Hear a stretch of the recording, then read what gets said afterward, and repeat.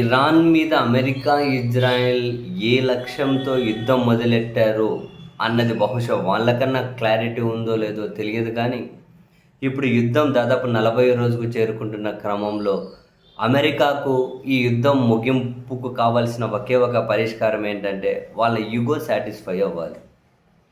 ఇప్పుడు ఈ యుద్ధం అన్నీ తిరిగి అంతా దాటుకొని వచ్చేసి ఇగో సాటిస్ఫాక్షన్ వరకు వచ్చింది. వాళ్ళ ఇగో సాటిస్ఫై అవ్వాలి. మేము పెద్దన్న, మేము పెద్ద మనుషులం, మేము తోపులం, మేము చెబితే అందరూ వినాలి, కానీ ఇరాన్ వినడం లేదు. మా డొనాల్డ్ ట్రంప్ మాటలో చూడండి, ఒక అమెరికా అధ్యక్షుడిగా ఆయన భాష చూడండి, మాస్టర్స్ అని, ఎఫ్ భాష అంటే మన తెలుగులో చెప్పాలంటే లా భాష, దే భాష అఫీషియల్గా వాడుతున్నాడు. ఆ ఫ్రస్ట్రేషన్. అండ్ అదే సమయంలోనే పాకిస్తాన్, టర్కీ, ఈజిప్ట్ ద్వారా 45 రోజుల కాల్పుల విరమణ అండ్ ఇమ్మీడియట్గా హర్మోజ్ జలసంధి తెరవడం, ఈ ప్రపోజల్ పంపితే ఇరాన్ తిరస్కరించింది. హర్మోజ్ జలసంధి తెరవం, తాత్కాలిక కాల్పుల విరమణ బేస్ చేసుకొని మేము తెరవమని వాళ్ళు అంటున్నారు. ఇది అమెరికా అధ్యక్షుడికి మరింత మంట పుట్టిస్తుంది. మేము ఏం చెప్పినా వినడం లేదు మీరు అని.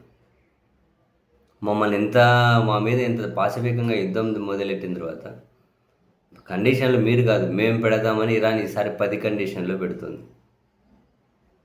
మరొక పక్క ట్రంప్ ఏమో ఇప్పటి వరకు నేను మీ దేశంలో విద్యుత్ కేంద్రాలు, బ్రిడ్జులు మొత్తం నాశనం చేసి రాత్రియుగానికి తీసుకెళ్తానని చెప్పాను, దానికి మించి చేయబోతున్నా, ఒక్క రాత్రిలో మీరు సర్వనాశనం అయిపోతారు, బూడిదైపోతారు అని చెప్పి డైరెక్ట్ మీడియా ముందుకు వచ్చి ట్రంప్ చెబుతూ ఉన్నారు. సరే, ఇక్కడ ఇరాన్ వైపు నుంచి రిప్లై ఇంకేదన్నా కనుక కొత్తగా చెప్పు, రోజు ఇదే చెబుతూ ఉన్నావు, బోరు కొడుతుంది అని చెప్పి వాళ్ళ వైపు నుంచి రిప్లైలు వస్తూ ఉన్నాయి. ఇప్పుడు ప్రపంచం భయపడుతుంది, ప్రపంచం అనుమానిస్తుంది. ఇంకో అనుదాడి ఏమైనా చూడబోతుందా ప్రపంచం? దిక్కు తెలియక యుగో సాటిస్ఫాక్షన్. సో ప్రపంచంలో పరువు పోతుంది అని అమెరికా ఏమైనా కనుక అంత దారుణానికి ఏమైనా తెగబడబోతుందా? అదే జరుగుతుందా? సో నాటో దేశాల మద్దతు కోసం ఏమైనా దీనికోసం అమెరికా ప్రయత్నాలు చేస్తుందా? ట్రంప్ మాటల ఉద్దేశం అదేనా? నిన్న మొన్నటి వరకు ఏమో రాతి యుగంలోకి నెట్టేస్తా, మీకు కరెంట్ లేకుండా చేస్తా, మీకు మౌలిక వసతులు లేకుండా చేస్తా, పూర్తిగా రాతి యుగంలోకి మిమ్మల్ని నెట్టేస్తా అని చెబుతూ వచ్చారు.